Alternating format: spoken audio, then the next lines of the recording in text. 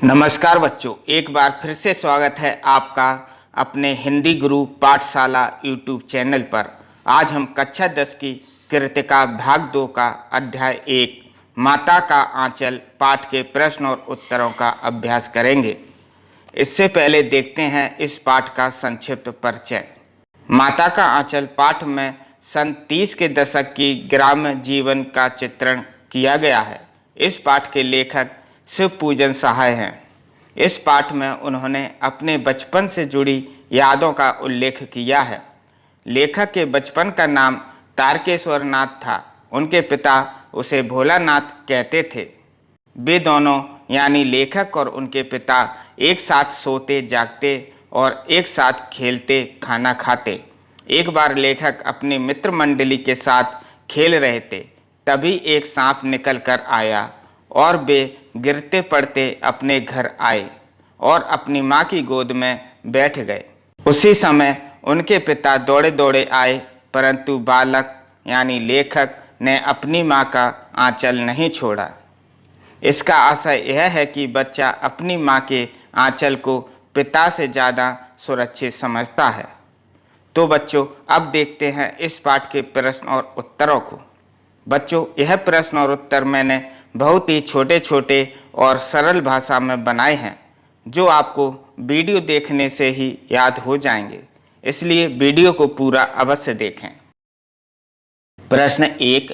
प्रस्तुत पाठ के आधार पर यह कहा जा सकता है कि बच्चे का अपने पिता से अधिक जुड़ाव रहता है, फिर भी विपदा के समय वह पिता के पास न जाकर माँ की शरण लेता है। आपकी समझ से इसकी क्या वजह हो सकती है? उत्तर: माँ से बच्चे का रिश्ता ममता पर आधारित होता है, जबकि पिता से स्नेह आधारित होता है। बच्चे को विपदा के समय अत्यधिक ममता और स्नेह की आवश्यकता होती है। भोलानाथ का अपने पिता से अपार स्नेह था, पर जब उस पर विपदा आई तो उसे जो शांति व प्रेम की छाया अपनी माँ की गोद में जाकर मिली, वह शायद उसे पिता से प्राप्त नहीं होती। माँ के आंचल में बच्चा स्वयं को सुरक्षित महसूस करता है। बच्चे अपनी उम्र के बच्चों के साथ खेलने में रुचि लेते हैं। उन्हें उनके साथ खेलना अच्छा लगता है। जब बालक भोलानाथ अपने पिता की गोद में था, तभी उसे अपने मित्र दिखाई देते हैं, तो अचानक उसका सिसकना बंद हो जाता है और अपने पिता की गोद से उतरकर अपने मित्रों के पास जाने की इच्छा व्यक्त करता है। प्रश्न 4। भोलानाथ और उसके साथियों के खेल और खेलने की सामग्री आपके खेल और खेलने की सामग्री से किस प्रकार भिन्न है? उत्तर: भोलानाथ और उसके साथियों के खेल और खेलने की सामग्री से हमारे खेल और खेल सामग्रियों में कल्पना से अधिक अंतर आया है। भोलानाथ के समय में खेल की सामग्रियां बच्चों द्वारा निर्मित होती थीं। घर की अनुपयोगी वस्तु ही उनके खेल की सामग्री बन जाती थी। इससे किसी प्रकार की हानि की संभावना नहीं थी। धूल मिट्टी से खेलने में पूर्ण आनंद की अनुभूति होती थी। ना कोई डर, ना कोई भय और ना किसी का निर्देशन। आज के खेल सामग्री स्वयं निर्मित न होकर बाजार से खरीदी हुई होती है। खेलने की समय सीमा भी तय कर दी जाती है। धूल मिट्टी से बच्चों का परिचय ही नहीं होता है और आज खेल के समय बड़ों का निर्देशन और सुरक्षा हर समय सिर पर हावी रहती है। प्रश्न 5। पाठ में आए ऐसे प्रसंगों का वर्णन कीजिए जो आपके दिल को छू गए हों। उत्तर: पाठ का सबसे रोमांचक प्रसंग वह है जब एक सांप सब बच्चों के पीछे पड़ जाता है। तब वे बच्चे किस प्रकार गिरते पड़ते भागते हैं और माँ की गोद में छिपकर सहारा लेते हैं। यह प्रसंग पाठक के हृदय को भीतर तक हिला देता है। इस पाठ में गुदगुदाने वाले प्रसंग भी अनेक हैं। विशेष रूप से बच्चे के पिता का मित्रतापूर्वक बच्चों के खेल में शामिल होना मन को छू लेता है। जैसे ही बच्चे भोज, शादी या खेती का खेल खेलते हैं, बच्चे का पिता बच्चा बनकर उसमें शामिल हो जाता है। पिता का इस प्रकार बच्चा बन जाना बहुत ही सुखद अनुभव है जो सभी पाठकों को गुदगुदा देता है। प्रश्न 6। इस उपन्यास के अंश में 30 के दशक की ग्राम्य संस्कृति का चित्रण है। आज की ग्रामीण संस्कृति में आपको किस तरह के परिवर्तन दिखाई देते हैं? उत्तर। आज की ग्रामीण संस्कृति उस समय से पूर्णतः परिवर्तित है। जैसे नंबर 1, आज घर सिमट गए हैं। घरों के आगे चबूतरों का प्रचलन समाप्त हो गया है। दूसरा, आज परिवारों में एकल संस्कृति में जन्म ले लिया है, जिससे समूह में बच्चे अब दिखाई नहीं देते हैं। तीसरा, आज बच्चों के खेलने की सामग्री और खेल बदल चुके हैं, खेल खर्चीले हो गए हैं। चौथा, आज की नई संस्कृति बच्चों को धूल मिट्टी से बचाना चाहती है। पांचवा, घरों के बाहर पर्याप्त मैदान भी नहीं रहे, लोग स्वयं डिब्बों जैसे घरों में रहने लगे हैं। प्रश्न 7। पाठ पढ़ते पढ़ते आपको भी अपने माता पिता का लाड़ प्यार याद आ रहा होगा। अपनी इन भावनाओं को डायरी में अंकित कीजिए। उत्तर।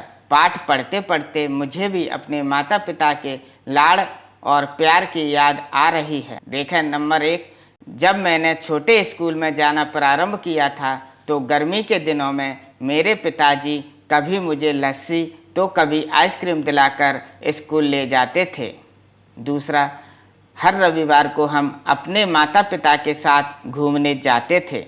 तीसरा, गर्मियों की छुट्टी में हरिद्वार मसूरी अवश्य जाते थे, वह हमारी नानी का घर भी था। सच में क्या दिन थे वे, अब तो केवल पढ़ाई ही पढ़ाई नजर आती है। कितना नीरस हो गया है हमारा जीवन। प्रश्न 8। यहाँ माता पिता का अपने बच्चे के प्रति जो वात्सल्य व्यक्त हुआ है उसे अपने शब्दों में लिखिए। उत्तर। पिता भोलानाथ को गंगा किनारे अपने कंधे पर बैठाकर मछलियों को आटे की गोलियां खिलाने ले जाते हैं। दूसरा, पिता के साथ कुश्ती लड़ना, बच्चे के गालों का चुम्मा लेना, बच्चे के द्वारा मूछें पकड़ने पर बनावटी रोने का नाटक करना अत्यंत जीवित लगता है। तीसरा, माँ के द्वारा गोरस भात, तोता मैना आदि के नाम पर लिखना, उबटना, शिशु का श्रृंगार करना और शिशु का सिसकना, बच्चों की टोली को देख सिसकना बंद कर विविध प्रकार के खेल खेलना, यह सभी दृश्य अपने बचपन की याद दिलाते हैं। चौथा, खाना खिलाते समय माता पिता तरह तरह की कहानियाँ सुनाते हैं ताकि भोलानाथ अधिक खाना खा सके। पांचवा, भोलानाथ व उसकी मंडली के अन्य बच्चों के प्रत्येक खेल व नाटक में पिता शरीक होते थे। प्रश्न 9। माता का आंचल शीर्षक की उपयोगिता बताते हुए कोई अन्य शीर्षक सुझाइए। उत्तर। इस पाठ के लिए माता का आंचल शीर्षक उपयुक्त है। बच्चे के लिए माँ के आंचल से बढ़कर और कहीं भी सुरक्षा नहीं है। माँ के आंचल में वह स्वयं को सुरक्षित पाता है, अतः कहा जा सकता है कि माता का आंचल शीर्षक पूर्णतः उपयुक्त है। इसके लिए एक अन्य शीर्षक हो सकता है, वह वात्सल्य प्रेम। प्रश्न 10। बच्चे माता पिता के प्रति अपने प्रेम को कैसे अभिव्यक्त करते हैं? उत्तर। बच्चे माता पिता के प्रति अपने प्रेम को इस प्रकार अभिव्यक्त करते हैं। नंबर 1, छोटे बच्चे रोकर अपना प्रेम अभिव्यक्त करते हैं। दूसरा, कहीं कोई गलत काम करके माँ से लिपटकर अपना प्रेम अभिव्यक्त करते हैं।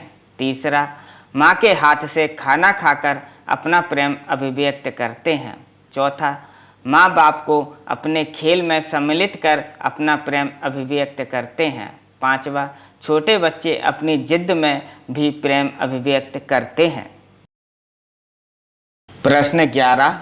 इस पाठ में बच्चों की जो दुनिया रची गई है वह अपने बचपन की दुनिया से किस तरह भिन्न है?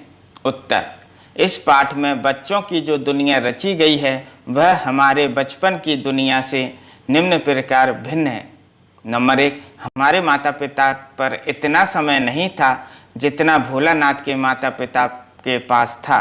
दूसरा, हमारे माता पिता ने हमें भोलानाथ की भांति तिलक नहीं लगाया, तेल से हमारा श्रृंगार नहीं किया।